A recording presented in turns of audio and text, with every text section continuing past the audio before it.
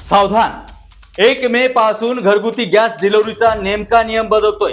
हा कोड नसेल तर सिलेंडर विसरा. तुमच्या स्वयंपाकघरातील सर्वात महत्त्वाची गोष्ट म्हणजे तुमचा गॅस सिलेंडर. पण विचार करा, गॅस सिलेंडर तुमच्या दारात आलाय, पण केवळ एका छोट्याशा चुकीमुळे तो तुम्हाला मिळत नाही. होय, अगदी शक्य आहे. कारण येत्या 1 मे पासून घरगुती गॅस डिलिव्हरीच्या नियमांमध्ये अतिशय मोठा आणि क्रांतिकारी बदल होणार आहे. हा बदल नेमका काय आहे आणि तो तुम्हाला कसा प्रभावित करणार आहे, सविस्तर जाणून घेऊयात आजच्या या विशेष बातमीत.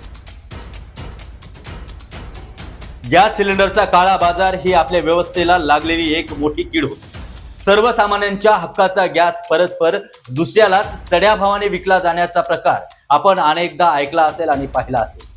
याच काळ्या बाजाराला कायमची मुठमाती देण्यासाठी आणि प्रक्रियेत पारदर्शकता आणण्यासाठी सरकारनं आता एक अत्यंत कठोर पाऊल उचललं आहे.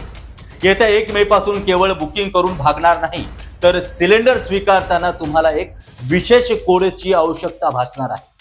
या नव्या प्रक्रियेला DAC म्हणजेच डिलिव्हरी ऑथेंटिकेशन कोड असं नाव देण्यात आलं आहे. हा कोड नेमका कसा काम करेल ते आपण पाहूया. ज्यावेळी तुम्ही गॅस सिलेंडर बुक कराल तेव्हा तुमच्या नोंदणीकृत मोबाईल क्रमांकावरती एक OTP म्हणजेच DAC कोड पाठवला जाईल.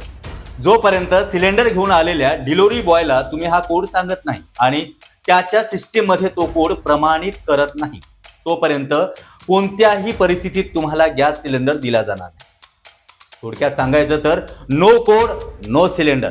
शासनाचा हा नियम ग्राहकांची सुरक्षितता आणि हक्क अबाधित राखण्यासाठी उचललेलं एक अत्यंत स्तुत्य पाऊल आहे. त्यामुळे आता गॅस बुकिंग करताना तुमचा मोबाईल क्रमांक गॅस एजन्सीकडे अद्ययावत म्हणजेच अपडेट असल्याची खात्री नक्की करून घ्या, जेणेकरून वेळेवरती कोड प्राप्त होईल आणि तुमची गैरसोय टाळल्या जाईल. ही अत्यंत महत्त्वाची माहिती तुमचे नातेवाईक मित्रमंडळीपर्यंत पोहोचण्यासाठी हा व्हिडिओ जास्तीत जास्त शेअर करा. अशाच महत्त्वपूर्ण आणि सविस्तर बातम्यांसाठी आपल्या चॅनलला सबस्क्राईब करायला विसरू नका. धन्यवाद.